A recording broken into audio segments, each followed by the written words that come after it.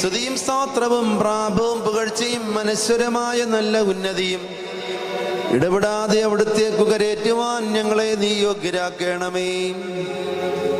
ഞങ്ങൾക്ക് വേണ്ടി അർപ്പിക്കപ്പെട്ട ഞങ്ങൾക്ക് പാപപരിഹാരം നൽകുകയും ശുദ്ധീകരിക്കുന്ന തൻ്റെ ബലിയാൽ ഞങ്ങളെ ശുദ്ധീകരിക്കുകയും ചെയ്ത മോഹനീയമായ കുർബാന അനുഗ്രഹീതവും മാധുര്യഫലം മഹനീയവുമാകുന്നു.